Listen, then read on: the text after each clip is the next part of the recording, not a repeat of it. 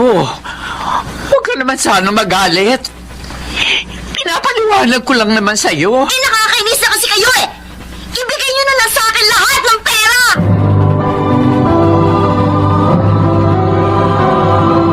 Handog ng DZRH ang tula sa kanyang panahon. Bakit nga ba may mga kabataan na sa kabila ng kahirapan ay nagagawa pang umabuso sa halip na magpakatino? Hindi binibigyang halaga ang nagmamahal sa kanila. Mga kaibigan, narito't ating pakinggan ang naging karanasan ni Laika sa ating dunang sa kanyang panahon. Ayoko nga po sabing pumasok eh. Eh bakit niya nga ayaw mo, Apo? Sabi sa akin kahapon ng teacher mo, may test kayo ngayon. Para namang hindi nyo alam na umulan ng malakas eh. Tiyak maputik sa dadaanan natin. Ayoko nga maputikan ako. Magdadala naman ako ng basahan, Apo, para maging pamunas mo. Kaya malinis ka pa rin pagpasok mo sa room mo. Ayoko nga po eh. Nandidiri ako. Kulit nyo naman eh. Oh, sige na. Sasakay na lamang tayo ng tricycle, kahit mahal. Basta makapasok ka lang. Hindi maaari mag-absent ka ngayon, Apo.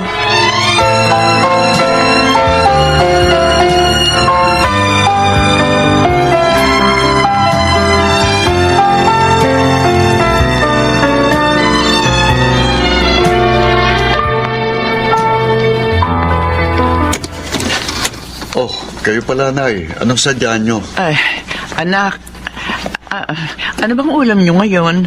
Nagluto po si Esper ng sinigang na baboy. Bakit wala ba kayong ulam? Meron naman. Paksiw na isda. Oh, Kaya lang ayaw kumain ng pamangkin mo. Sawa na raw si Laika doon. ang arte naman ng batang yun. Pahirap sa inyo. Huwag ka naman sana magsalita ng ganyan, Diego. Nakalimutan mo na ba? Anak siya na yumaumong bunsong kapatid. Yun na nga po, patay ng nanay niya. At ang tatay naman niya, pinabayaan na siya sa inyo. Ni wala man lang suporta. Kaya dapat sana magpakbait si Laika. Kaso iba ginagawa niya eh. Pinahihirapan na kayo, sinasagot-sagot pa. Ikaw talaga, huwag mo na lamang pansinin yun. Bata lang si Laika. Magbabago rin siya. Kaya nga pinaparamdam ko sa kanya na mahal ko siya. Dahil alam ko, kaya siya nagre-rebelde, ay dahil kulang sa pagmamahal. Sana naman, gano'n na rin ang gawin mo. Ano pong gusto niyong gawin ngayon? Bigyan ko kayo ng ulam, ganon. Oo naman sana, anak. Kawawa naman kasi yung pamangkin mo. Hindi maghahapunan.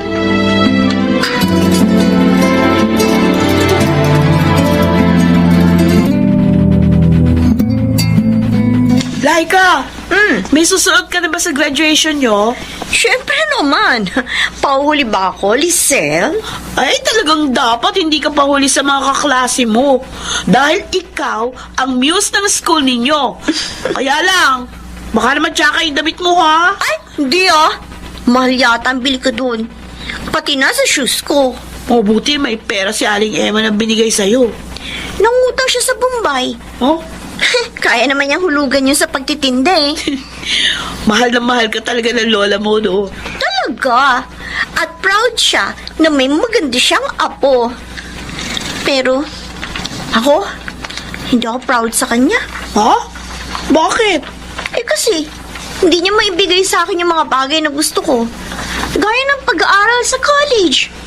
Sabi ba naman niya, kumuha na lang daw muna ako ng vocational course. Pag may trabaho na raw ako, at saka na lang daw ako magpatuloy. Dahil hirap siya. Eh dapat kasi, kausapin niya yung tatay mo at hinga ng suporta para sa'yo. Matagal niya nang ginawa yun. Pero makuna talaga yung tatay ko. Pahirapan magbigay ng suporta. Maski nga ako pinahihirapan eh. Pero sa pangalawang pamilya niya, okay siya. Kaya nagsawa na rin ako manghingi sa kanya. Wala palang kwento yung tatay mo eh. Alam mo, ang gusto ko ngayon, kung Kung hindi na ako makakapag-aral, maghahanap na lang ako ng mayamang mapapangasawa. Correct ka dyan. May irereto ako sa'yo na swak sa gusto mo.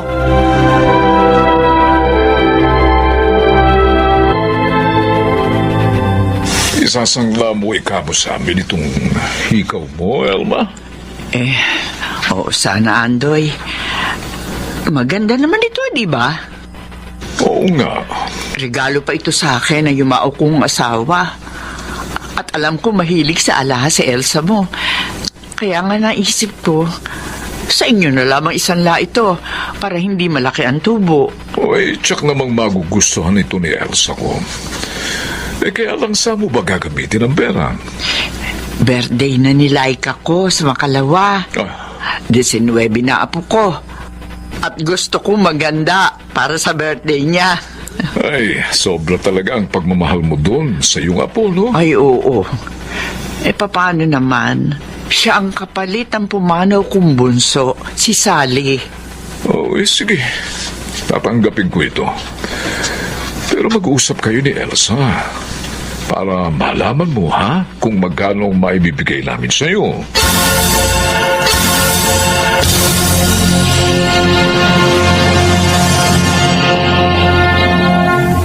Ha? Buntis ka? Oo. Araw-arawin mo ba naman ako, no? Magiging daddy na pala ako? Kaya dapat pakasalan mo na ako. Laika, hindi pa ako pwedeng pakasal. Ano? Bakit? Sabi mo sa akin, pananagutan mo ko pag nagbunga ang lahat. Wala pa sa akin ang mana ko eh. Paano ko? Mabibilad ako sa kahihiyan, Ruby. Huwag ka ngang umiyak. Tinitingnan tuloy tayo ng mga tao dito sa park. Ano gagawin natin? Pwede naman kitang iuwi sa bahay namin pero huwag ka na muna maghanap ng kasala. Ano, payag ka? Kailan mo ako pakakasalan? Kapag ibinigay na sa akin ni Mami ang mamanahin ko.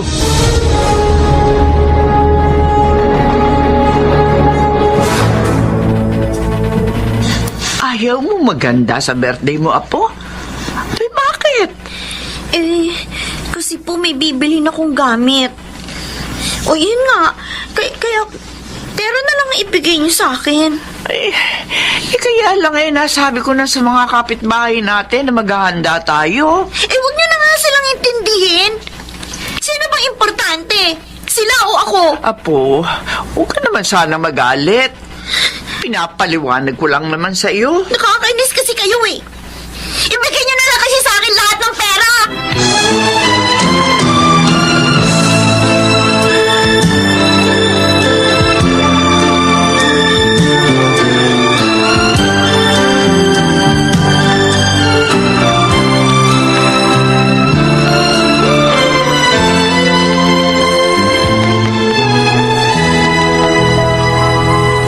Diego, Nay. anak, Ano ba nangyari? Umiiyak kayo? si Laika. Lumaya siya ngayon mismo birthday niya. Oh. Baka naman nagpunta lang siya sa mga kaibigan niya. Birthday niya eh. Hindi anak. Umalis siya talaga. Kagabi, binigay ko sa kanya yung pera pinagsala ako ng hikaw ko. Dahil ayaw daw niya maganda ngayong birthday niya. Kanina pagising ko, nakita mo, wala na siya sa higaan niya. Isang sulat na lang ang iniwan niya. Ito, Sulat niya. Babasahin ko. Sa inyo, Lola. Huwag niyo na akong hanapin. Sumama na ako kay Rovic, ang boyfriend ko. Buntis kasi ako. Kaya sa kanila na ako titira. Napakawalang nga talaga ng batang yun. Naglandi na nga, kinuha pa lahat ng pera niyo. baka mapahamak ang pamangkin mo, Diego.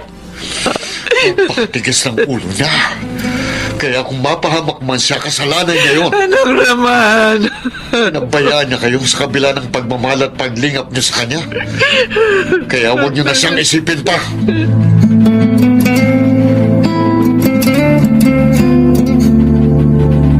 Hoy, Bakit hindi ka pumabangon dyan, Laika?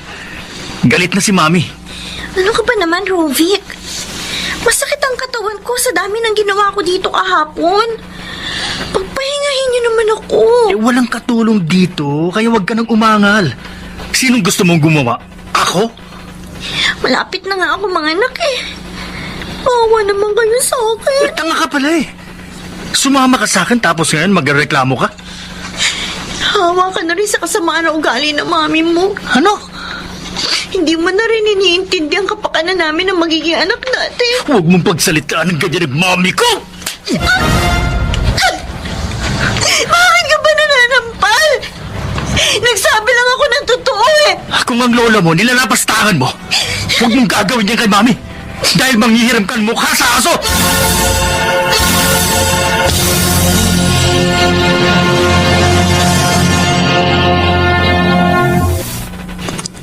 Anak, kumusta na yung paghahanap mo sa pamangkin mo?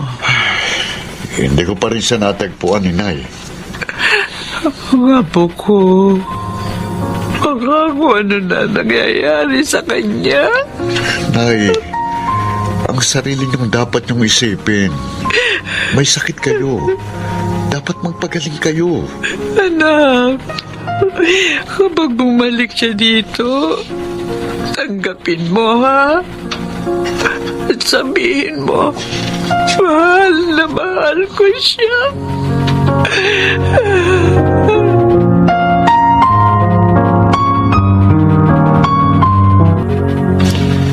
Narito na ako sa probinsya namin. Mahigit 1 taon din ako nawala dito.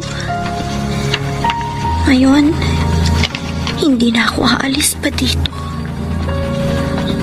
Hindi na ako babalik sa impyernong bahay ni Narovic. Baby, anak, narito na tayo. Sana tanggapin tayo ni Lola Elma. Sana mapatawad niya ako. Ang laki ng pagkakasala ko sa kanya.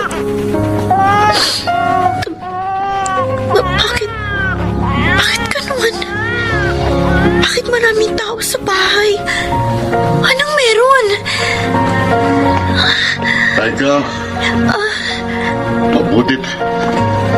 Nakaabot ka pa. Tito Diego, bakit maraming tao? Si Lola, nasaan siya? Ang batang karga mo bang anak mo? Opo, Tito. Patawad po. Alam ko nasaktan ko rin kayo dahil sa mga ginawa ko.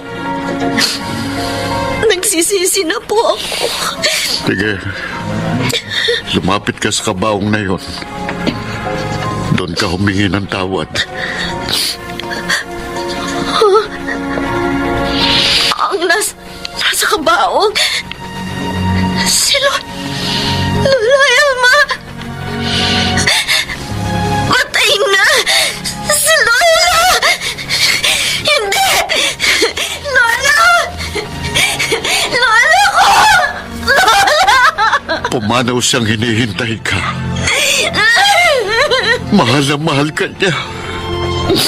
Patawad po, Lola. Patawad po.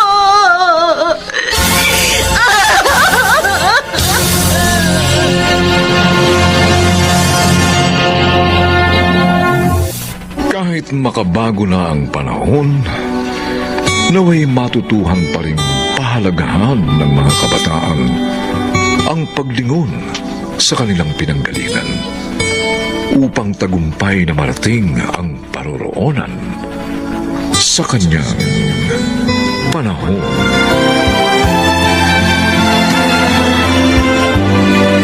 Mga nagsiganap, Chiquit del Carmen Amor, Susan Robles, Phil Cruz, Maynard Landicho Jr., Rosana Villegas at ang inyong lingkod. Special Sound Effects, Jerry Mutiang. Technical Supervision, Eric Lucero at Bong Muyar. Musical scoring, Buboy Sanog. Ang kasaysayang ito'y mula sa panulat ni Telma Corporal Alcantara. At sa pinagsamang direksyon ng inyong lingkod, June Martin de Gaspi at Bobby Cruz. Sa kanyang panahon.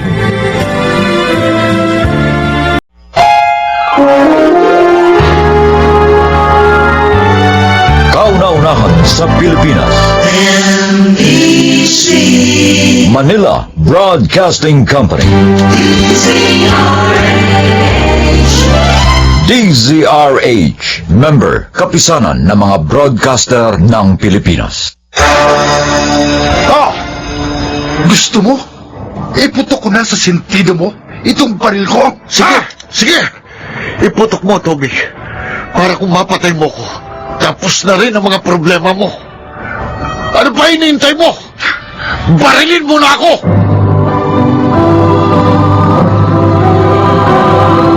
Handog ng DZRH ang dulang sa kanyang panahon. Gaano nga ba kahalagang mabuksan ang ating kakayahang magbigay at tumanggap ng pang-ulaw at pagmamalasakit sa ating kapwa? Mga kaibigan, narito at ating pakinggan ang naging karanasan ni Emil sa ating dulang sa kanyang panahon. Emil, nag-enroll ka pala sa criminal investigation course sa kampo. Oo, Toby. Nangihinayang kasi ko sa pagkakataon. Saka, ilang buwan lang naman yun. Kaya ginawa ko ng priority sa schedule ko. Sa akin lang, dapat magpakahinog ka muna sa pagiging isang bagitong pulis bago ka mag-ambisyong sumabak sa investigation course. Huwag kang masyadong magmadali. Toby, hindi naman ako nagmamadali.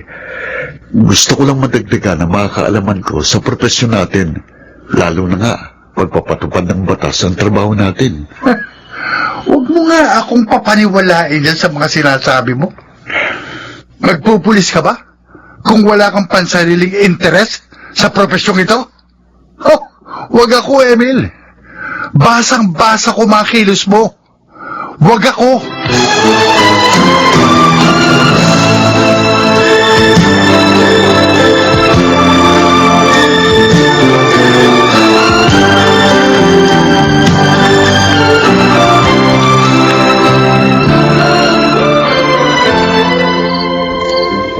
Mainit yata ulo ni Toby nung umuwi kanina, Adela. Narinig ko kasi yung pagbabalibag niya ng mga gamit niya. Si Emil daw kasi, binwisit na naman daw ang araw niya kanina sa istasyon nila. Bakit? Ano naman ba ang ginawa ng Emil na yon? Ay, nalaman niya. Nag-enroll daw pala sa criminal investigation course sa kampo. Kung bakit kasi nagpulis din yung lintik na Emil na yun. Ang dami namang kursong pagpipilian. Gaya-gaya nga. At malamang yung nanay niya inggitera ang nagsulsul sa kanya para magpulis din gaya ni Toby. Alam mo, ako man, noong pala bibwisit sa maginang yan eh. Parang palagi silang may gustong patunayan na kung ano. Mga wala namang binatbat. Ang punto nga kasi ni Toby, siya mag-6 na taon na sa serbisyo. Pero hindi siya nagtangka mag-enroll sa kursong yon. Pero tong si Emil, na mag-4 na taon pa lang sa pagiging pulis, abay nag-aambisyon na maging investigador. Paano nga? Gusto niyang lampasan si Toby. Gusto niyang higitan para pagmalakihan niya. At ako nagigigil sa pagiging ambisyoso ng Emil na yun. Huwag na huwag siyang madadaan sa harapan ko dahil bibigwasan ko talaga siya.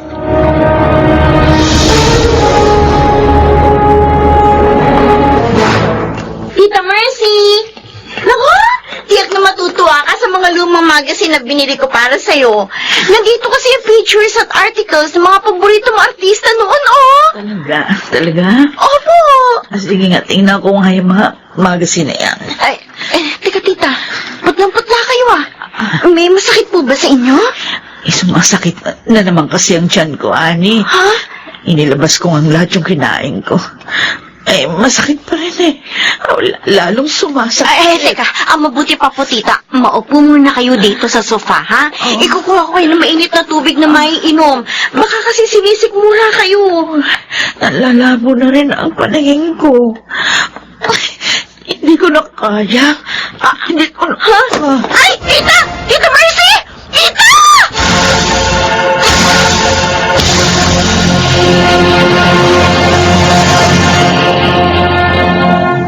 Inay, kumusta na po ang pakiramdam niyo? Ay, nawala na yung sakit ng tiyan ko, anak. Mabisa yung gamot na binigay sa akin ng doktor. Guminawa ng pakiramdam ko. Pero sana, Nay, kapag may masama kang nararamdaman, sabihin niyo kagad para maipagamot ko kayo. Ayoko kasi na nag-aalala ka pa eh. Lalo na ngayon, magsisimula na yung klase mo sa kampo. Baka hindi na po ako tumuloy. Ha? Marami pa namang pagkakataon. Hindi ko kayo pwedeng iwan na may sakit. Abe, naka-enroll ka na eh. Kaya ituloy mo na yung pag-aaral mo. Naku anak, mahalaga rin sa akin ang iyong mga prioridad. Kaya dapat lang na paglaanan mo mga yun ng pagsisikap at oras. Huwag mo akong alalahanin. Kaya kong aking sarili.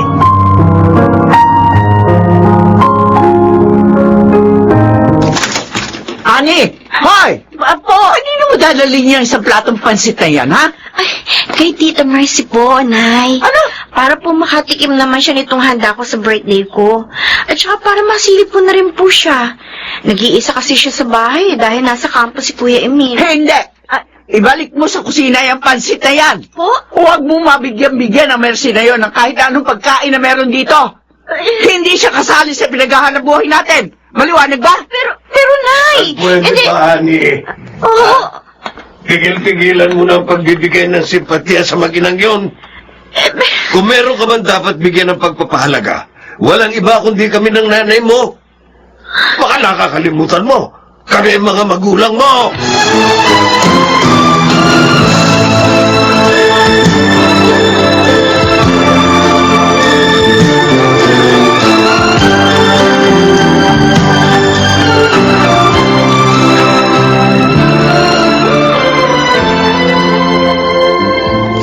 Hoy! Emil! Toby, bakit? Ano bakit? Bigay ka ba? Palabas pa lang tayo ng istasyon, tinatawag na kita. Pero hindi mo ako pinapansin. Pasensya na, Toby. Magulo kasing isip ko eh. Si Inay tumawag. Masakit daw ang tiyan niya. Kaya nagmamadali ako. Baka kailangan siyang dalhin sa ospital. Ang sabihin mo, hindi pa man, nagmamalaki ka na. Dahil kinukuha kang investigador sa headquarters. Ano? Hindi ba totoo? Nagkakamali ka. Kahit pa maging investigador ako, hindi ako pa pwedeng magmalaki kahit kanino. Isa pa ba sila ng trabaho yun? Kaya lalong hindi ko dapat ipagyabang.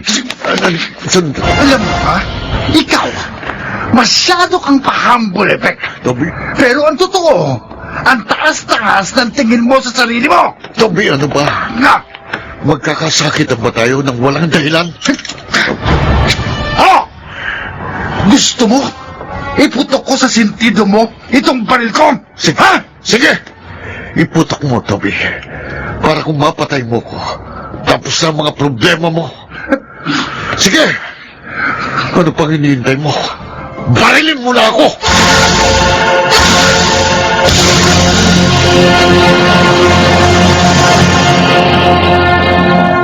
Nung maliliit pa tayo, tuwang-tuwa ako pag pinanonood kitang nagtotrolly. Pangarap ko rin kasi noon na magkaroon ng trolley. Pero wala naman kami perang pambili ni Inay. Iniwan na rin kasi kami noon ni Itay. Hindi na siya bumalik. Hindi ko alam. Samantalang lumalaki tayo. May mga ganong nangyayari sa ating mga pagitan. Hindi ko rin naman magawang hiramin sa yung trolley mo noon. Dahil ayokong storboyin ka sa paglalaro mo. Saka ayokong magalit ka sa akin. Ingat na ingat akong magalit ka nun sa akin dahil ang mas gusto ko, maging masaya tayong maglaro palagi noon. Aaminin ko. Ang dami ko rin kasalanan sa'yo nung maliit pa tayo. Pinagdadamutan kita ng mga laruan. Madalas, sinasaktan pa kita kapag hindi mo agad nasusunod yung inuutos ko sa'yo. Sa akin, wala namang nabago sa pagpapalig ako sa iyo noon at ngayon. Magkapatid ang ating mga ama. Magkadugo tayo. Subukin man tayo ng pagkakataon pagdating ng panahon. Yung pagiging magkadugo pa rin natin ang mananaig. Sa huli, tayo pa rin ang magdadamayan.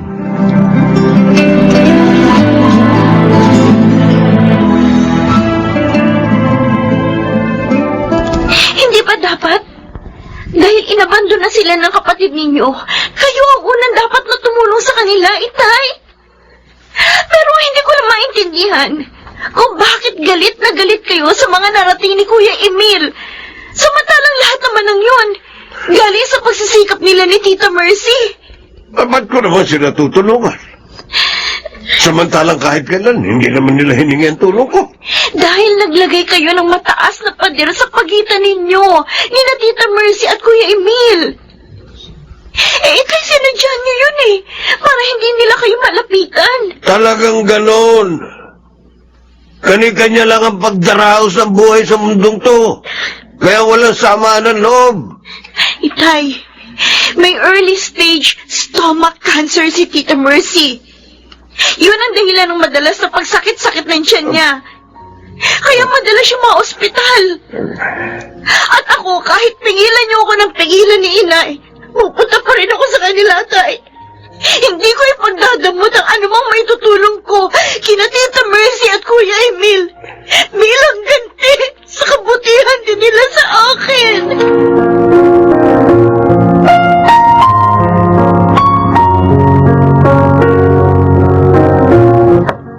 Mercy? Ang ate Adela mo ito. Pwede ba akong tumuloy? Ate Adela, ay, halika.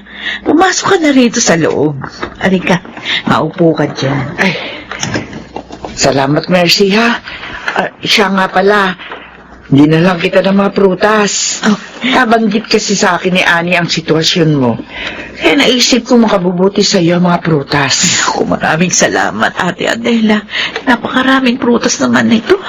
Ang totoo, nauna lang ako sa Kuya Simon mo sa pagpunta rito. Maya-maya lang, nandito na rin yun. Ay, talaga? Ate, pupunta rin dito si Kuya Simon. Nandito na ako, Mercy. Ay, Kuya Simon! Matagal-tagal na nga kasi akong hindi nakakapunta rito eh. Abay, gusto ko rin siyempre makakwentuhan si Emil. Hindi ko nga matandaan kung kailan kami huling nagkausap ng pamangking ko. Ay, naku, Kuya. Katatawag lang nila kanina ni Toby. Magkasama raw sila magpinsan sa isang mahalagang media event. Pagkatapos daw doon bibili sila ng mga pagkain mapagsasaluhan natin dito. Dadaanan na rin daw nila si Ani sa trabaho. Aba, tama-tama pala ang pagkakatipon-tipon natin dito. Oo nga. Isang pambihira at masayang pagkikita natin ito bilang malalapit na magkakamag-anak.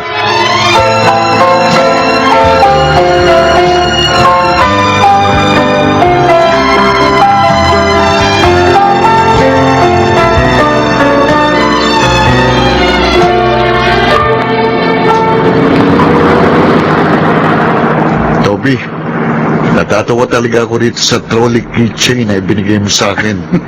Pero, symbolical ito Malaking bahagi ito ng kamusmusan natin noon. Lalo na't pinatunayan natin na hanggang ngayon sa ating pagtanda na ang magpinsan ang pinakamatalik na magkaibigan, magkaramay sa anumang pagdadaanan sa buhay, maging sa panahon ng tagumpay. Siyempre, dahil nakikita natin ang mga sarili natin sa isa't isa. Maaring hindi man natin nakamit ang lahat ng bagay sa mundo, pero ang pinakamahalaga, yung isang dugong nananalitay sa ating mga ugat na walang makatutumbas na anumang bagay rito sa mundo.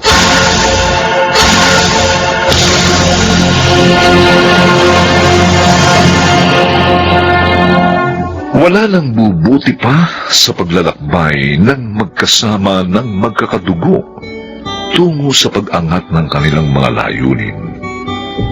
Mas magaan ang pakiramdam sa pag-unlad ng may katuwang dahil walang patid ang liwanag ng pag-asa sa kanyang panahon.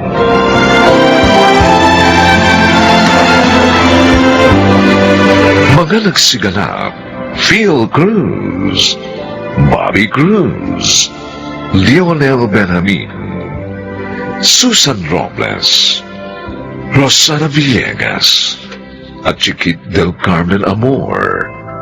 Special Sound Effects, Jerry Mutia. Technical Supervision, Eric Lucero at Bong Muyar. Musical Scoring, Buboy Salonga. Ang kasaysayang ito'y mula sa panulat ni Sel Barlam at sa pinagsamang direksyon ng iyong lingkod June Martin Legaspi at Bobby Cruz sa kanyang panahon.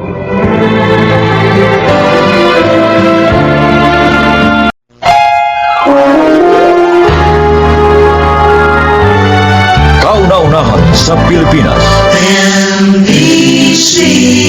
Manila Broadcasting Company. DZRH, member, kapisanan ng mga broadcaster ng Pilipinas. Bakit? Wala ba silang naipon sa mga ibinigay sa kanila ni Landa? Kuya naman, huwag ka na sana magalit sa kanila. Dahil sa kanila, kaya ako nababoy! Handog ng DZRH ang dula sa kanyang panahon. May mga magulang na sa kagustuhang matulungan sila ng kanilang anak ay nasasaktan nila ang damdamin nito. At ang malungkot pa kung minsan ay naipapahamak din nila ito. Mga kaibigan, narito po't ating pakinggan ang naging karanasan ni Ryan sa ating dulang sa kanyang panahon.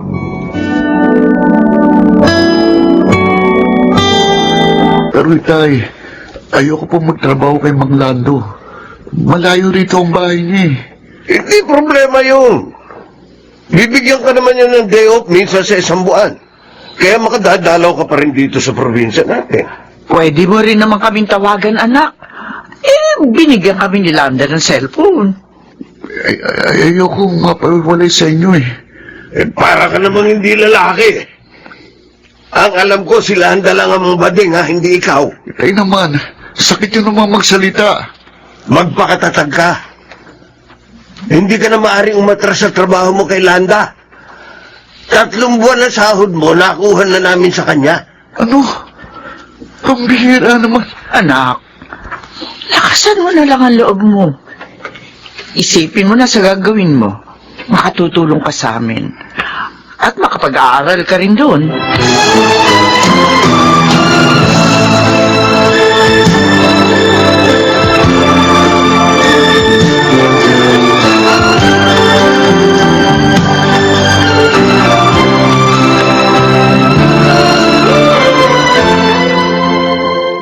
Nagustuhan mo ba ang mga binili kong mga damit at sapatos mo?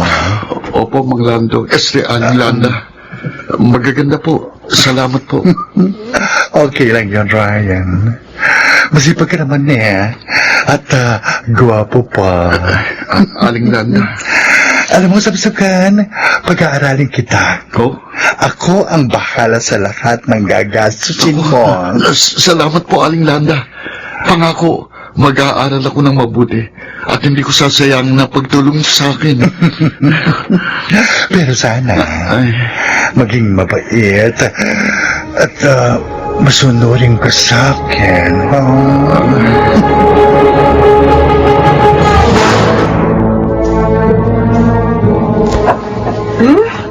Ang sarap naman po ng ulam natin, Nay. Pinadala na kasi ni Landa yung sahod ng Kuya Ryan mo, Cindy. Kaya nakapamili ako. Mabait talaga yan si Landa. Hindi ako nagkamali sa pagpayag na magtrabaho sa kanya si Ryan, Besra. Oo nga. Kaya lang po, Nay. Tay, bakit po ilang buwan nang hindi dumadalaw dito si Kuya Ryan? Oh, Hindi rin po siya tumatawag. Ay, oo nga, ano? Bakit nga kaya? huwag niyong isipin si Ryan. Abala lang yun sa kanyang pag-aaral. Pupunta rin dito yun pag may panahon siya.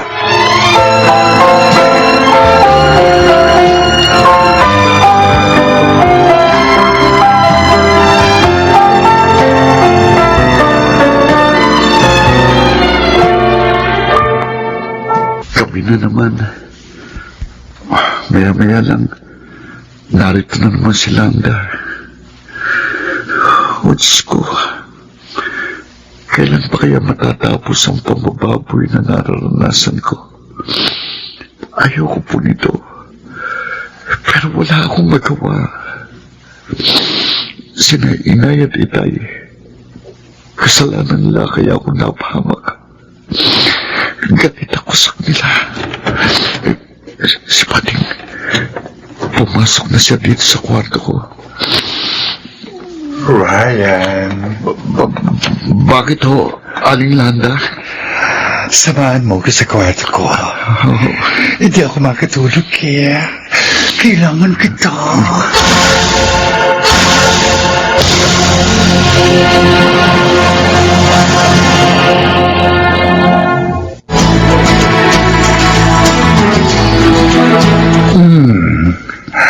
Ano ang gusto mong sabihin sa akin, Ryan, baby? Aalis na ako dito, Landa. Total, may trabaho na ako. Ganon. Dahil may trabaho ka na, iiwan mo na ako. Matapos kitang gastusan. Hoy, Bading! Huwag na huwag mong isusumbat sa akin yan. Alam mo, hindi libre yun. Dahil nagpasasa ka sa aking katawan. Kahit labag sa kagustuhan ko. Naging mabuti naman ako sa iyo. Kahit sa mga magulang at kapatid mo. Nagtrabaho rin ako dito sa bahay mo. Hindi ako nagsenyo dito. At kahit ayoko, nakuha mong gusto mo sa akin. Kaya naman ngayon, ako nang masusunod. Kukunin ko ng kalayaan ko. Hindi! Hindi ako papayag. Hindi ako papayag na iwan mo. At anong gagawin mo? Mag-iskandalo ka? Sige, gawin mo! Ryan, Hindi na ako natatakot. Ang ipagsisigawan ko naman sa lahat ng tao kung paano mo ko pinilit na babuyin.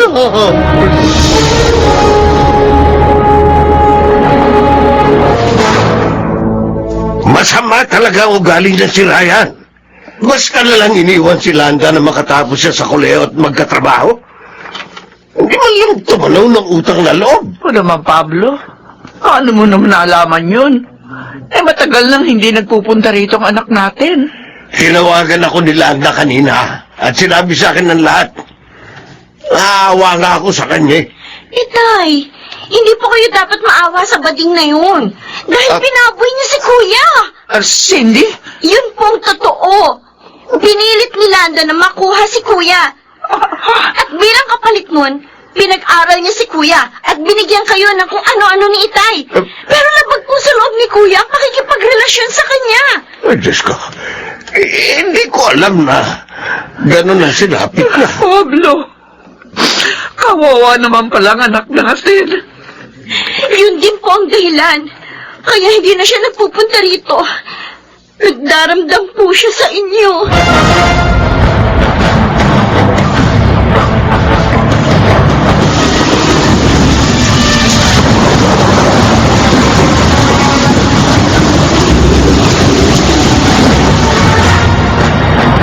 Napasyal ka, Cindy.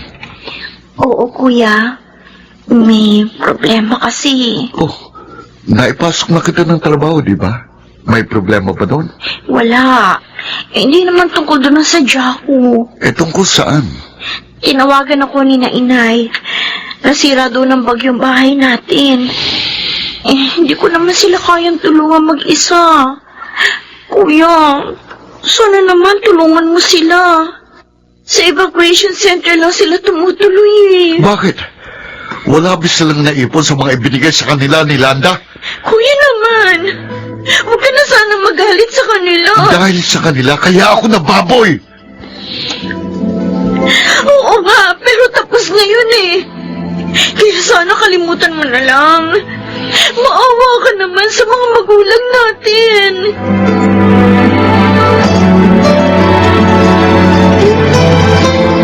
Oh, hindi mo ba nagustuhan ang dinala kong pagkain sa'yo, Ryan? Gusto, Lynette. Marami kong nakain. Bakit malungkot ka? Meron bang problema sa office? Wala. Natutuwa nga sa akin si boss. Masipag daw ako. Uy, ano palang problema mo? Lynette, alam mo tungkol sa nakaraan ko, di ba? Oo. Hindi mo naman tinago sa akin yun eh. Kaya nga, lalo akong humanga sa'yo. Kahapon, dumating sa bahay ang kapatid ko. Sabi niya, napinsala daw ng bagyong bahay ng mga magulang namin. At sa evacuation center sila tumutuloy. Kawawa naman pala ang parents mo. Nagkukuluhan ako eh. Pinakausapan ako ni Cindy at tulungan ko mga magulang namin. Tama lang naman yun, Ryan. Kasi mga magulang mo sila at nangangailangan ng tulong. Pero nasasaktan pa rin ako. Tuwing maalala kong ginawa nila sa akin, dinala nila ako kay Landa kahit ayoko. Kaya napahamak ako. Alam mo dapat mong gawin? Magpatawad ka na. Kahit masakit naman yung sinabit mo. Nagtagumpay ka. Lynette, Try mo. Gagaan yung loob mo. Kung magpapatawad ka, muli kang magiging mas maligaya at malulugod pa sa'yo ang Diyos. Maniwala ka sa akin. paano naman ang sakit na nararamdaman ko? Hilingin mo sa Diyos na paghilumi na ang mga sugat mo dyan sa iyong puso. O, kailan ka pa ba magpapatawad? Pag wala na ang nanay-tatay mo? Ako, baka magsisi ka pag nangyari yun.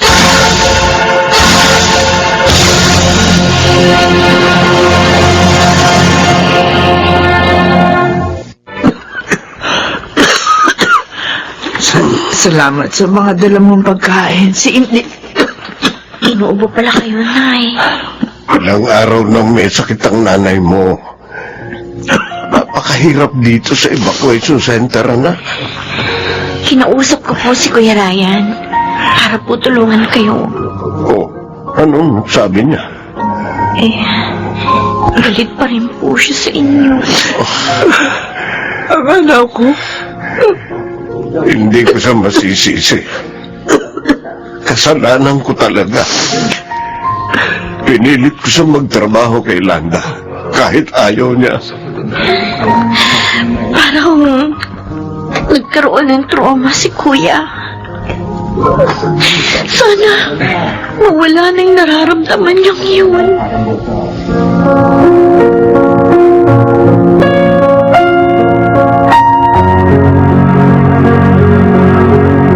Saan ka galing, Pablo? Naglakad-lakad sa labas. Nagpunta rito si Chairman. Kinumusta ang kalagayan natin dito sa evacuation center. Sana naman may makatulong sa atin para makaalis na tayo dito. Ako po, Tay. Nay, Anak! ialis ko na po kayo dito. Ryan? Anak! Salamat. Nay. Dinalaw mo kami. Kahit na nga malaki ang kasalanan namin sa'yo. Anak, patawarin mo kami. Lalo na ako. Pinilit kita. Pero maniwala ka, hindi ko alam ang ginawa niya sa'yo. At hindi rin namin gusto yun, anak. Kalimutan na po natin ang nakaraan. Pinatatawad ko na po kayo. At isasama ko na po kayo kung saan ako naroon.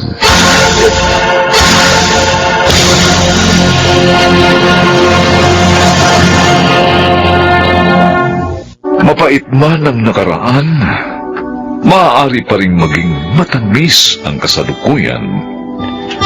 Ito'y sa pamamagitan ng pagpapatawad at pagmamahal na dumadaloy sa kanyang panahon.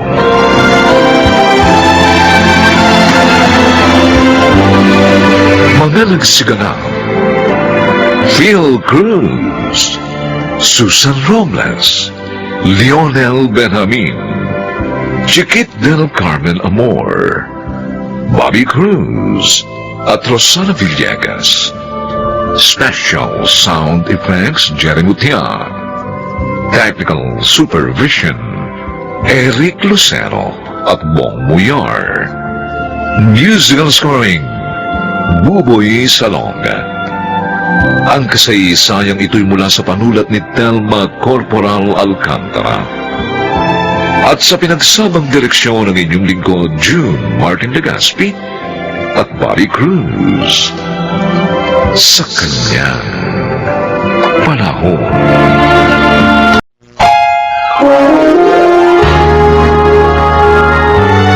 Kauna-unahan sa Pilipinas. Manila Broadcasting Company. DZRH, member, kapisanan ng mga broadcaster ng Pilipinas. Lisena, hindi ko obligasyon na pag-aralin ka. Ah, ganun pala. Eh, para saan pa yung pagiging magkapatid natin? At saka kung hindi mo pala obligasyon na pag-aralin ako, eh di hindi ko rin kayo obligasyon na tulungan.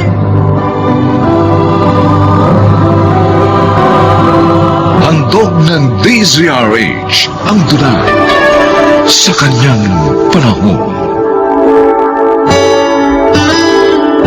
Hindi maiiwasan ang pagdating ng mga pagsubok sa isang pamilya.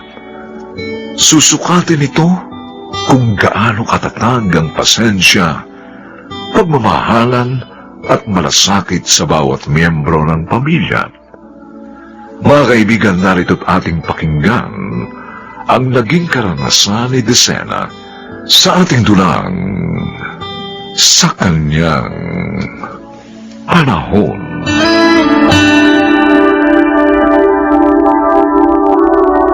Desena! Ay, Tito Ener, ano pa ginagawa niyo dito?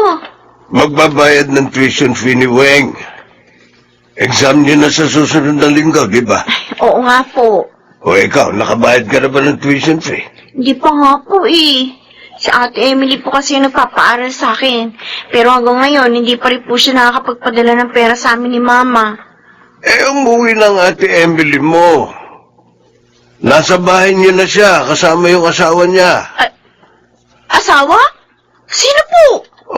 Alam ko kilala niyo yung napangasawa ng ate mo, si Bernardo. Yung dati niyong kapitbahay sa Negros. Ano po? Sigurado po kayo, Tito Ener? Sigurado ako. Narinig ko nga yung usapan nila ng mama mo. Ganun po ba? Kaya pala hindi na nakakapagpadala ng pera sa amin si Ate Emily. Yun pala, meron na siyang sariling pamilya. Ay, di ba sabi mo, ang ate mo ang nagpapaaral sa'yo? Opo. Naka, sigurado magkakaproblema ka. Baka tumigil ka na sa pag-aaral dahil doon.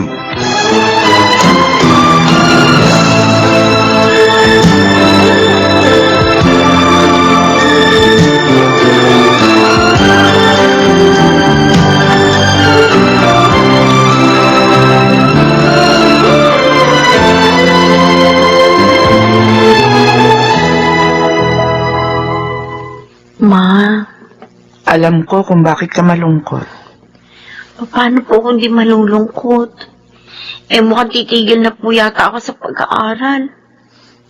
Sigurado kasi hindi na ako susuportahan ni Ate Emily. Kasi iba na yung priority niya. Ma, gusto ko pong mag-aral. Gusto ko makatapos. Gusto ko maabot yung mga pangarap ko. Huwag ka mag-alala. Nandito pa naman ako. Nandyan din ang mga nakatatandang kapatid mo. Magtutulungan kami sa pag-aaral niyo. Imposible na pong matulungan ako ng iba kong mga kapatid. May mga pamilya na rin po sila eh. Si Ate Emily na nga lang ang inaasahan ko. Tapos ganito pa ang mangyayari. At saka may 2 baboy pa tayong inaalagaan. Yung pagbebentahan sa isang baboy, di ilalaan ko na yun sa tuition fee mo sa susunod na pasukan. Kaya, huwag ka na mag-alala, ha? Ganun po ba? At siya nga pala, uuwi ngayon ang ate mo kasama si Nardo. Dito muna sila titira sa atin. Ano po yun?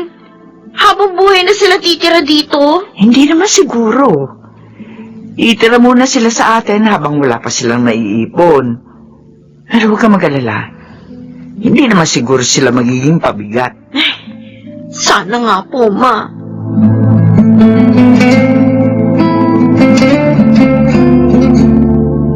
Ma? Ma, nasaan na po yung 2 baboy na alaga natin? Bakit wala na doon sa kulungan nila? Binenta ko na, anak. Pero bakit po? Di ba nakalaan yan para sa tuition ko sa susunod na pasukan? Naibenta ko na. Kasi kailangan ng ate Emily mo. Wala pa silang pera? Bakit kailangan pa nilang kunin yung pera nakalaan para sa akin? Anak, nakiusap sa akin ang kapatid mo. At saka na ako naman sila nababayaran nila yung mga utang nila sa atin. Kaso malapit na yung pasukan. Hanggang ngayon hindi pa ako nakaka-enroll. Anak, Juan, baka tumigil ka muna sa pag-aaral. Ano? Naman! Wala na tayong magagawa. Wala na rin akong pera. Wala na rin tayong mahihingan sa mga kapatid mo. Kanino ako uutang ng pang-tuition fee mo? Sa mga tito at tita mo. May mga pinag-aaral din sila.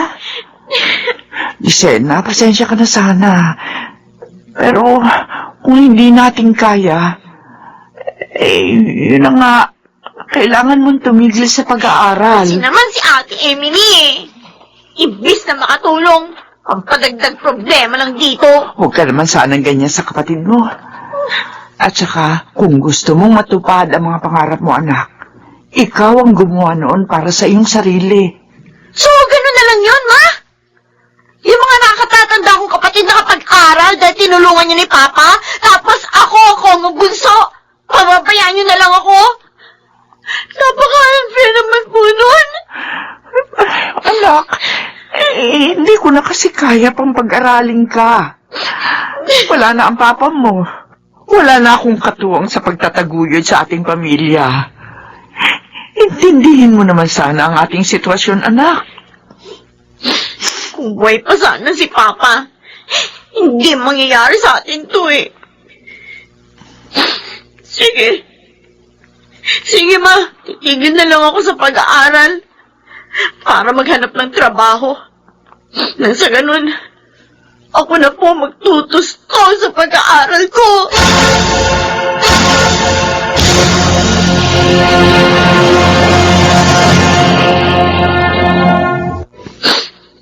Ma.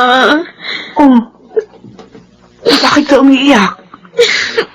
Anong nangyari sa'yo doon sa Maynila? Nahirapan ka ba sa trabaho mo? Minamaltrato ka ba ng amo mo? Kaya 1 buwan ka lang tumagal sa trabaho? Opo, Ma. Minamaltrato lang po ako ng amo ko. Diyos ko. Kinugulpi ako kapag mabagal ang kilos ko. Hindi pa ako pinapakain. Wala pa ako sinasahod. Saklap naman, Ma. Ang saklap na naging kapalaran ko doon. Buti naman nakauwi ka dito na ligtas. Yan, totoo po niya. Tumakas lang ako eh. Ayaw po kasi ako palisin ng amo kong babae. Mabait pa rin talaga ang Diyos sa'yo, anak. Sa susunod, huwag ka na magtatrabaho bilang kasambahay, ha? Saka kung po pwede, dito ka na lamang sa ating lugar magtrabaho. Mas safe ka dito, anak. Ma. Huwag ka na mag-alala, anak. Hindi ka man nagtagumpay sa unang trabaho mo. Sigurado akong sa pangalawa, suswertihin ka na.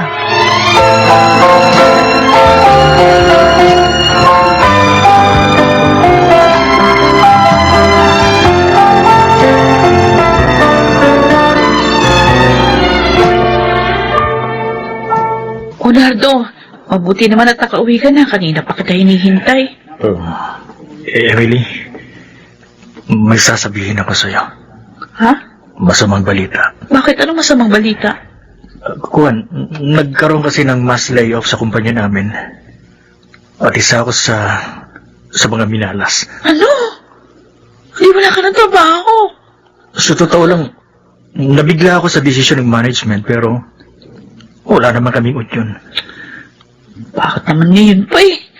Kung kailan pa naman kailangan ng pera. Huwag kang mag-alala. Bukas na bukas din maghahanap ako ng trabaho. At saka meron nang nirekomenda sa akin si paring Miko na trabaho. At feeling ko naman matatanggap ako. Eh sana nga matanggap ka kaagad. Kailangan lang natin ng konting pera para sa mga medical expenses at sa iba pang requirements. Yung back pay ko kasi, sabi nila 45 days daw bago ma-release. Uy, saan tayo kukuha ng pera eh? Kababayad ko lang ng utang kay mama. Ha? Bakit nagbayad ka kaagad ng utang? Hindi naman tayo sinisingil ng mama mo. Ikaso si Disena yung sumingil ng utang. Wala naman akong magawa. Pera din naman niya yun. Yung inutang natin. Paano na tayo ngayon? Subukan mo yung umutang sa kapatid mo. Ano? Kay Disena? Ay, hindi magpapautang yun. Magpapasaring pa yun. Alalahanin mo, masama pa rin ang loob nun sa akin. Paano? Saan tayo uutang ngayon? Ayun na nga, ewan ko, di ko alam. Alam ko na. Sabihin mo sa mama mo, kailangan mo ng pera. Tapos ang mama mo nang bahalang umutang kay Disena. Kailangan natin talaga ng pera eh. Kung may pera tayo, hindi tayo uutang sa kanila. Sige. Titingnan ko kung anong magagawa ko.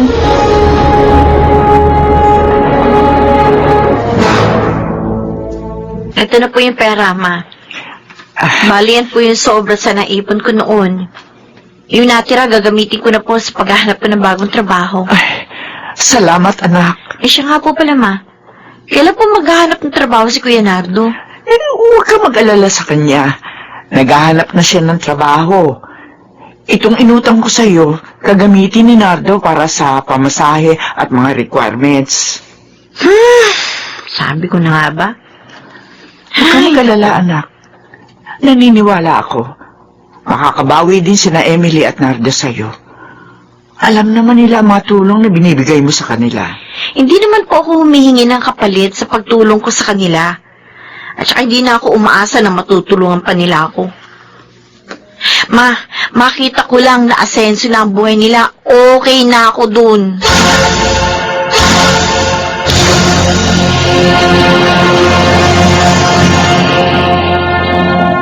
Disena, bukas ang pinto. Tuloy na ako, ha? Anong kailangan mo, ate? Pwede tayo mag-usap? Ano ba pag-uusapan natin? Kailan mo ba ako mapapatawad sa mga pagkukulang ko sa'yo? Ewan ko, ate. Hindi ko kasi maiwasang mainis sa inyo ng asawa mo, eh. Dahil ba sa hindi kita na pag-aral, kaya galit na galit ka sa amin? Oo! Galit na galit ako sa inyo ni Kuya Nardo. Lalo na sa'yo. Bakit ka nag-asawa kagad kasi? Alam mo naman, hindi pa tapos yung obligasyon mo sa pamilya. Nangyari na yun, eh. Tsaka biglaan yun, Disena. Tanggapin na lang natin. So, ganun na lang yon. Alam mo, ate, makasarili ka eh. Pwede mo naman ipagpaliban ang pag-aasawa mo, pero ano ginawa mo? Inuna mo pang lumandi? Hindi ko obligasyon na pag-aralin ka. Ah, ganun pala. Eh, para saan naman yung pagiging magkapatid natin? At saka kung hindi mo pala obligasyon na pag-aralin ako, eh hindi ko rin kayo obligasyon na tulungan. Emily? Ayos lang ba kayo na Disena? O yan. Ayan yung taong sumira sa mga pangarap ko. Ano ka ba? Nag-aaway ba kayo ng dahil sa akin, Emily? Oo! Dahil sa'yo. Sinira mo ang plano namin. Tama na yan. Maliit na problema, pinapalaki niyo pa. Ah, maliit na problema ka mo? Tama ba yung narinig ko? Kuya Nardo, kung hindi ka lang dumating sa buhay ng kapatid ko, wala sana kaming problema. Naabot ko na sana yung mga pangarap ko at higit sa lahat, wala akong sama ng loob sa kapatid ko. Tama na yan, Disena. Umalis ka na sa kwarto ko, ate Emily, bago pa tayo mag-away. Emily, halika na. Iwanan natin ang kapatid mo. Kaya na. Sana magkaayos pa tayong dalawa.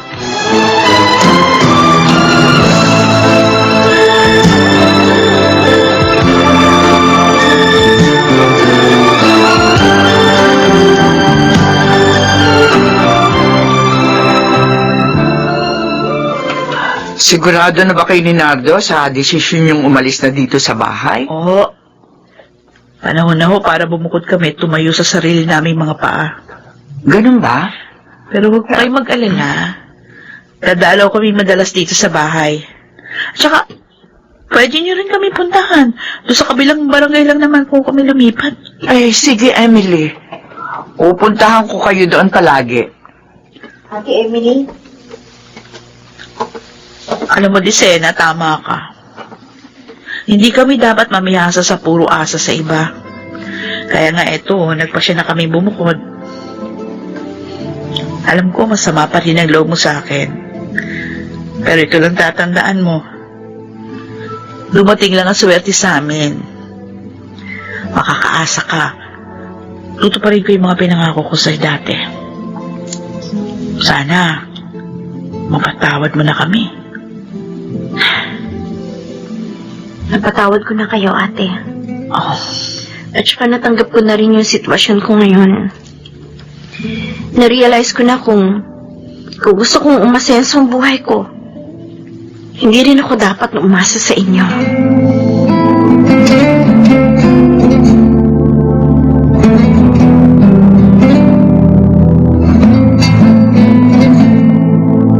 Congratulations, Miss Quintos. You're hired.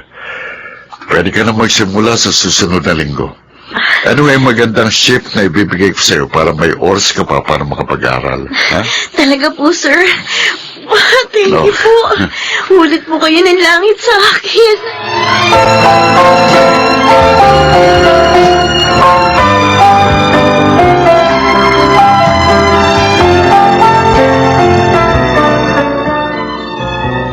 O, Disena, kumusta na ang paghahanap mo ng trabaho? Magandang balita po. Tanggap na ako. Talaga? Magsisimula na po ako sa susunod na linggo. Oh, mabuti naman kung ganon. Eh, siya nga pala, may maganda rin akong balita sa'yo. Ano po yun, ma? Nagpadala ng pera sina Emily at Joy para makapagpatuloy ka na sa pag-aaral. Talaga po, ma? Oo! Oh, eto na yung pera. Salamat. Disena, anak, hindi ka pinabayaan ng mga kapatid mo. Makakapag-enroll ka na ngayong darating na pasukan. Matutupad mo na ang mga pangarap mo.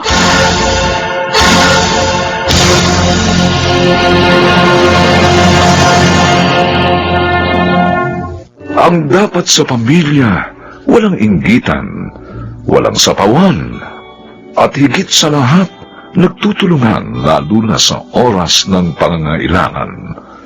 Dahil ang magkaroon ng isang tunay na pamilya na may pagmamahalan at malasakit sa isa't isa ay napakalaki ng kayamanan sa kanyang panahon.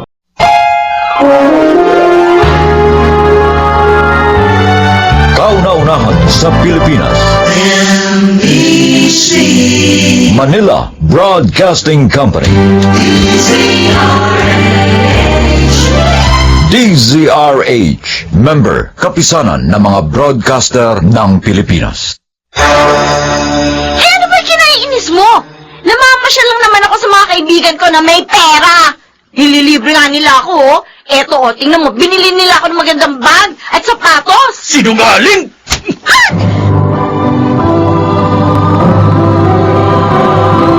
Handog ng DZRH ang dula sa kanyang panahon.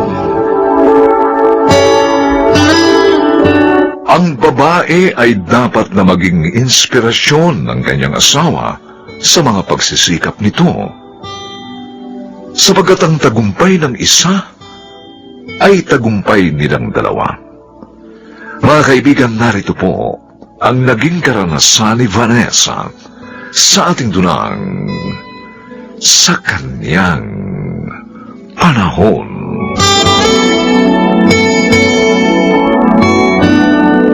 Ano? Wala ka ng pera?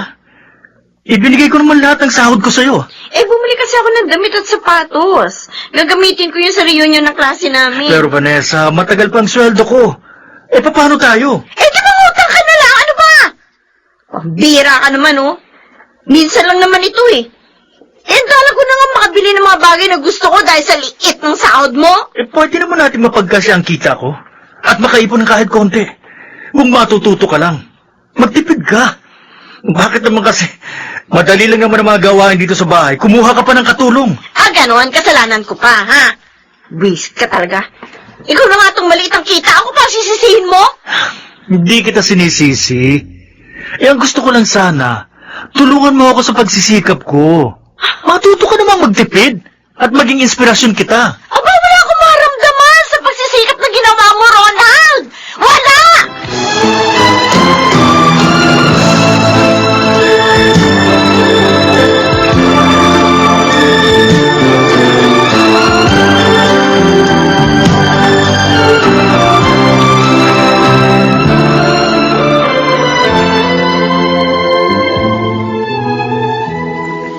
Ang ganda naman ng bahay mo, Alma. Pati yung kotse mo na sinakyan natin kanina. Ay, yan ba? Kabibili lang yun ni Will dyan ko. O, bakit nga pala nakataksi ka lang nung dumating sa reunion natin? Wala ka bang sasakyan? Wala eh. Ay, Maliit ang nakita ng asawa ko. nako. Kung aasa lang siya sa trabaho niya sa opisina, ay, hindi ka niya talaga maibibili ng mga bagay na gusto mo. Dapat magkaroon pa siya ng ibang trabaho.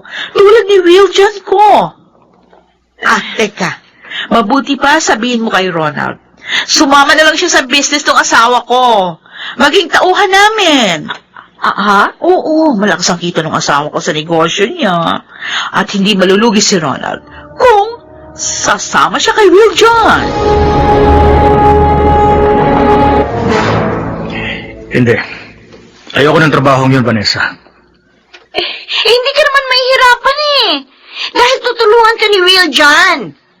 Mas kikita ka pa ng malaki. Aasenso tayo tulad ni na Alma. Vanessa, mahal mo pa ba ako? Ano ba naman kadyaman yan, Ronald? Sagutin mong tanong ko. Di natural. Asawa kita eh. Kung ganun, bakit gusto mo akong ipahamak? Ang arte mo naman eh. Hindi ka naman mapapahamak eh. Sasamahan ka ng asawa ni Alma hanggang masanay ka. Ako yata ang hindi mo mahal eh. Vanessa, Dahil pinahirapan mo ko sa buhay natin. Hindi mo maibigay sa akin ang ginhawa-hanap ko. At kahit ngayon may chance ka na nga para mapaginawa mo ko, gusto mo pang palagpasin.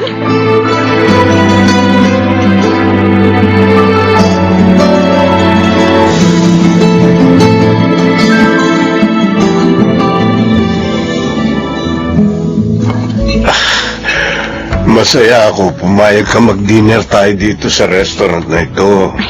Ako nga ang nahiya sa'yo, Will, dyan eh. Bakit naman? Kasi ang mahal dito, oh. Tapos dito mo pa ako dinala. Eh, wala naman si Alma.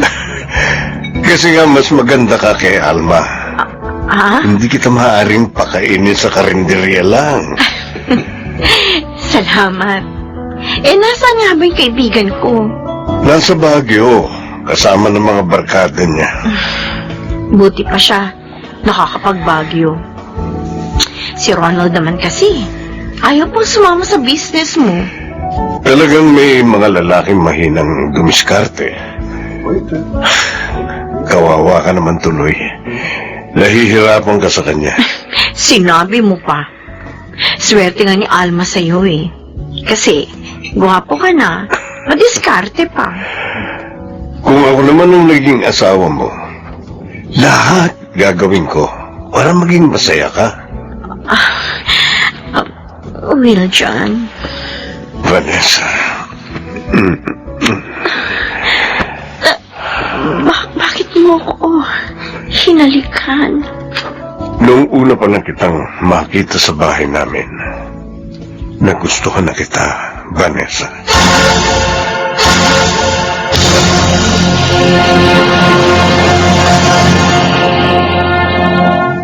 Kaya ka palang malungkot, anak. parang nandalamig na po siya sa akin ito eh. Hindi niya na ako inaasikaso. Pambihira. Dahil ayaw mo lang pumasok sa iligal na trabaho, manlalamig siya. Nasa na bang pagmamahal ng asawa mo sa'yo? Bakit gugustuhin niyang mapahamak ka? Hindi ko na po alam kung anong gagawin ko. Nahihirapan na akong pagpasensyahan siya. Sana naman maliwanagan ng asawa mo para wag masirang inyong pagsasama.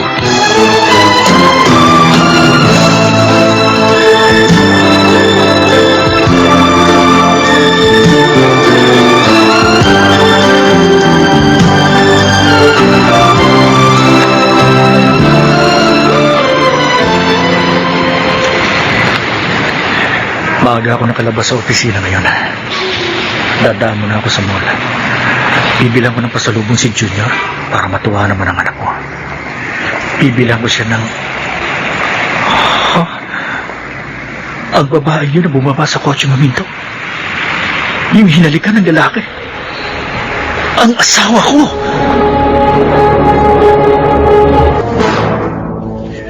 Gabi ka na namang umuwi, Vanessa. Nauna pa ako sa yung dumating. Dinatnan ko pa si Nanay Esper dito. Ano ba kinainis mo? Namamasyal lang naman ako sa mga kaibigan ko na may pera. Nililibre nila ako. Eto nga ibinili pa ako ng magandang bag at sapatos. Sinungaling!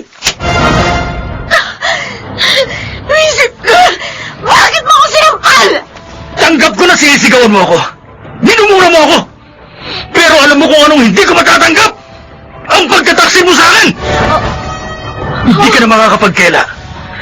Ilang beses ko na kayong sinundan ng lalaki mo. At yun pa palang asawa ni Alma. Yun ang naging kalaguho mo.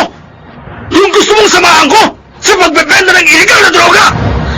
Ronald, I'm sorry. Napakasakit, Vanessa. Ang sakit na ginawa mo sa akin. Hindi ka na mapapatawad. Ronald, Maghiwalay na tayo!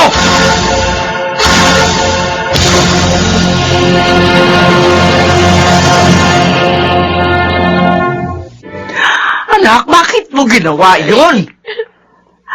Bakit ka nagtaksil kay Ronald? At ang asawa pa ng kaibigan mo, pinatulan mo? Nakakahiya ka! tawarin niyo ko, Inay. Natukso po ako. Mabait naman ang asawa mo, masipag. Ikaw ang sumira sa pamilya mo. Ikaw at ang pagiging kapritsosa mo. Nay. Diyos ko, tsaka susuklaman ka ni Alma kapag nalaman niyang ginawa mo. Si Alma, tumatawag sa cellphone ko. Hello, Alma? Vanessa! Oh, bakit ka umiiyak? Si Will John! Hinuhay ng mga pulis at napatay! Ano? Oo! Si Viljan, patay na? Paano nangyari yun? Nalaban siya sa pulis sa kanya. Kaya siya napatay. Puntahan mo ako rito, Vanessa. Oo, sige. Pupunta ako dyan.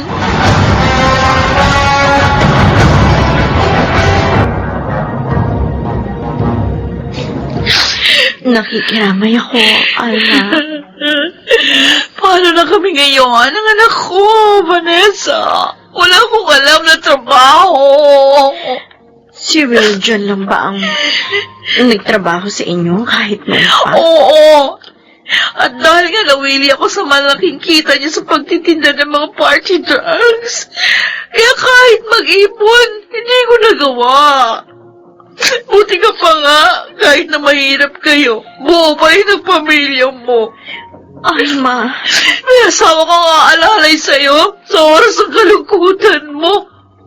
Hindi tulad ko, mag-isa na lang. Pinag-uusapan pa kami ng mga tao.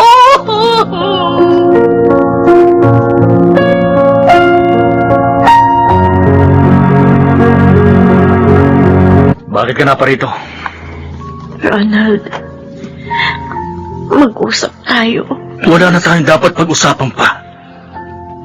Tapos na sa atin ang lahat. Patawarin mo na ako. Pinagsisisihan ko na ang pagkakasala ko. Makiusap. Bigyan mo pa ako ng isang pagkakataon.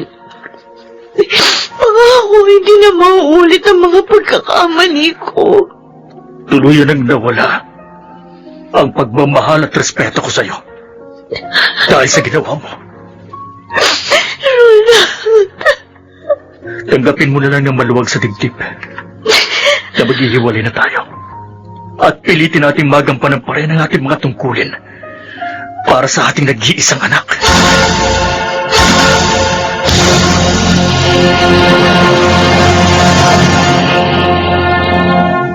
Ang mag-asawa ay dapat maging tapat sa isa't isa, sa hirap man o ginawa, upang manatili ang kaligayahan sa kanilang sambahayan sa kanyang panahon.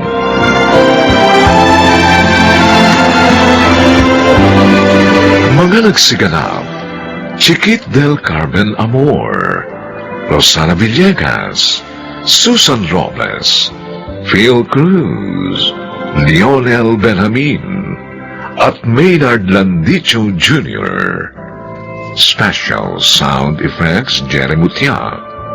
Technical Supervision Eric Lucero at Bong Muyar. Musical Scoring Buboy Salonga.